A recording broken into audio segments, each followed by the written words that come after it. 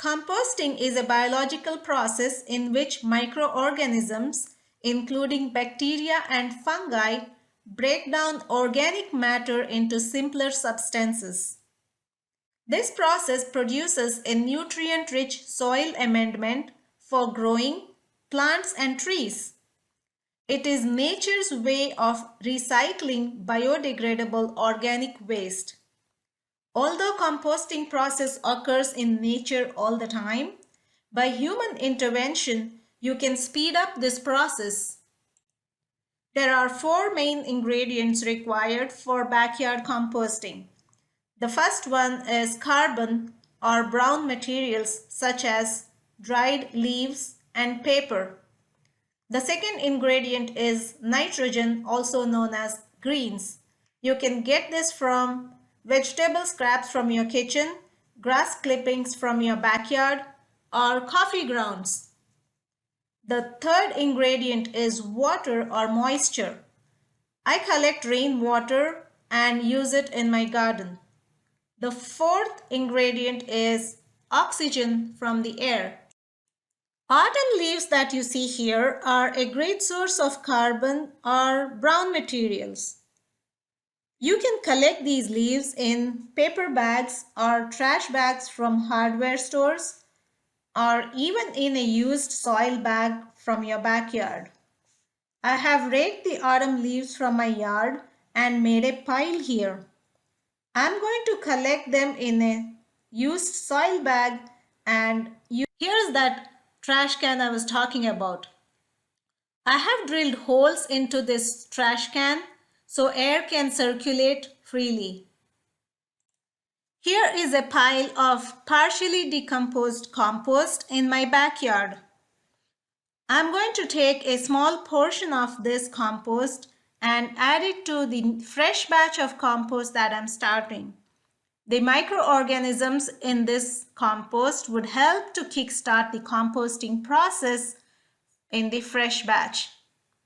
So I'm adding a few shovelfuls of the compost here. Next, I'm adding a few handfuls of autumn leaves collected earlier from my backyard. This forms the brown layer or the carbon layer in the compost pile.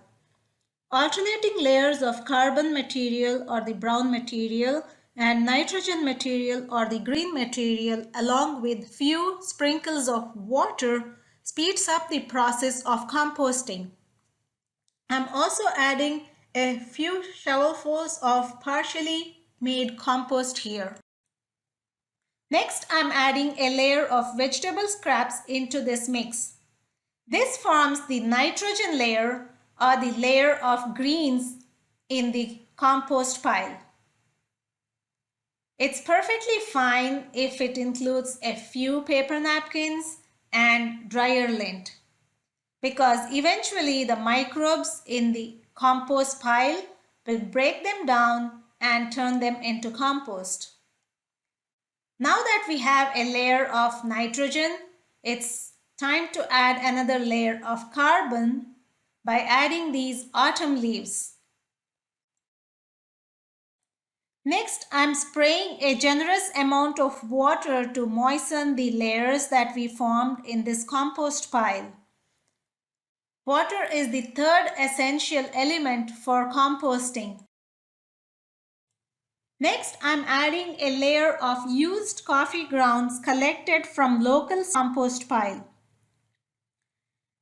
Coffee grounds are considered as a good source of nitrogen. For large clumps, it's good to separate them and then add them into the compost pile.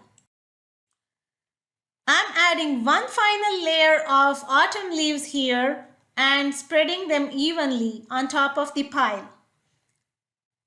To moisten the top layers, I'm going to spray them with some more water, as you can see here. I have intentionally not filled this container all the way to the top to ensure that there is sufficient oxygen for the microorganisms to function. Finally, I'm closing the lid to stop critters from entering the compost pile. The holes you see on the container here should also help in air circulation. This is an open compost pile that I had started few weeks ago. Turning the compost pile using a pitchfork helps in circulation of oxygen into the center of the pile. This helps to speed up the composting process. Here is how it looks after about 5 weeks. As you can see here, the organic matter has partially decomposed and it is in the process of turning into rich dark color. If you dig to the center of the pile, you will see more decomposed organic matter.